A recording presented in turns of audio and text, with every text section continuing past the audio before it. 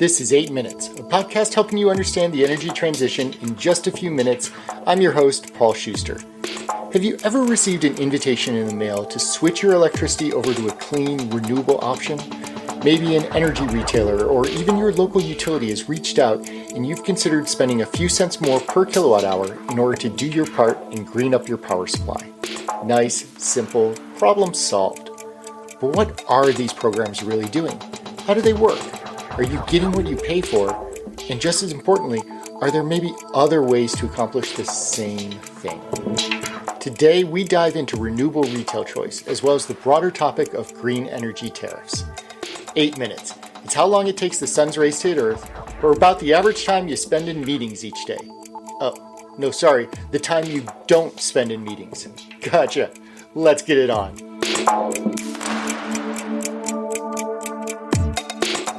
There are lots of ways for someone to access renewable power. They can install solar panels on site, purchase power through a power purchase agreement or virtual power purchase agreement, buy renewable energy certificates, but maybe the easiest and simplest option is to sign up for a renewable energy program through a local electricity provider. Now, that provider doesn't necessarily need to be your utility. 18 states allow customers to buy their power from one entity and then simply use their utility to transmit and distribute that power to them. This retail choice gives a lot of flexibility to consumers to decide what type of power they're purchasing and, frankly, how much they would like to pay for it. Now, retail choice hasn't always resulted in competitively driven low-cost prices. Over the years, there have been a lot of bad actors in the game, overcharging or misleading consumers. But there are lots of real quality suppliers who are able to provide exactly what they are selling. And as renewable energy costs have come down, it's made some of these products super competitive. Not all retail plans are about renewable power, but for the purposes of this podcast, let's focus on those that are.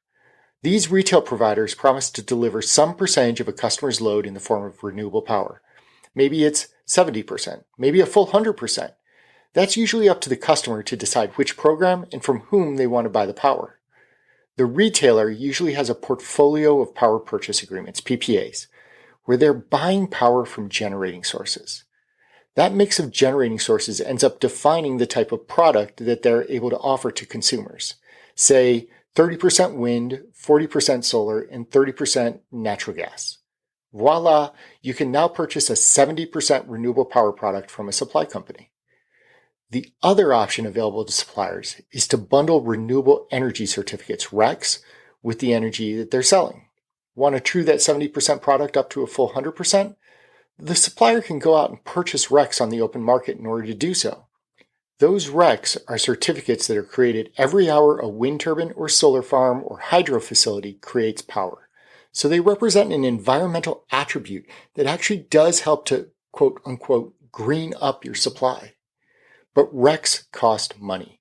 I don't have the most recent market info, but at the end of 2021, Green E certified RECs in Texas were selling for around $8 a megawatt hour. That's 8 cents for a kilowatt hour, which is probably the unit that you're used to seeing on a utility invoice. So a retail choice provider can offer you a 100% renewable power option, but they may end up charging you 10, 12, or 20 cents more for each kilowatt hour in order for them to buy that REC and then sleeve it through to you. Given that markup, can you buy RECs directly? Absolutely. Firms such as Arcadia Power and others will actually purchase the RECs on your behalf, verify and validate their authenticity, and then, importantly, retire those RECs so that nobody else can double count the renewable energy attributes. It's a great option for both the individuals living in retail choice areas and want to save that margin markup on clean supply, but also for consumers living in regulated markets where the only source of supply is their local utility. Utility programs tend not to be as flexible as competitive programs, perhaps obviously. So having the option to just go and purchase RECs is always a nice fallback. For big companies, though, buying enough RECs to offset their usage can be really expensive. For those entities, they're looking to utilities to offer the green programs that they need.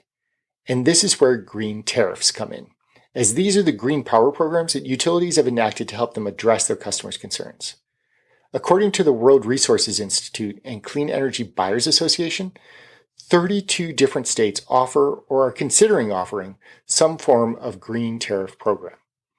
And there are actually 4 different types of green tariffs. The first is just like that retail choice example we gave above.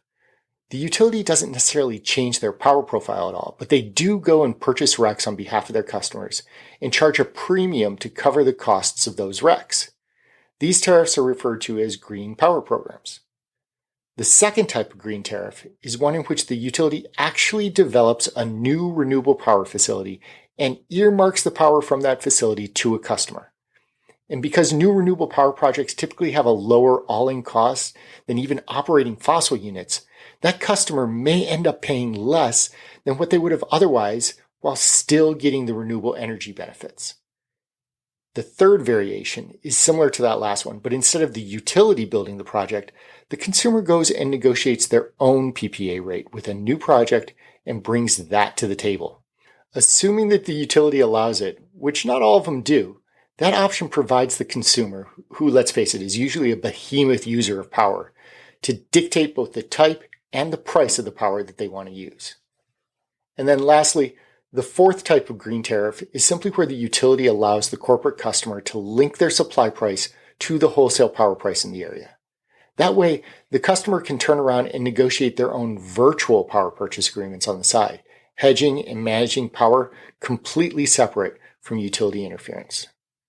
As you may imagine, utilities much prefer green tariffs where they own more of the control, such as green power plants.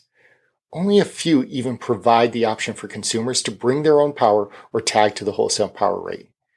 But exploring the options in your area is important before simply resorting to the least stressful option of purchasing RECs. Green tariffs, retail choice, they're both about providing customers with the ability to decide not only how much energy that they want to use, but what type of energy they want to consume. But not every consumer may have access to the benefits or even the type of program that may be best suited for them.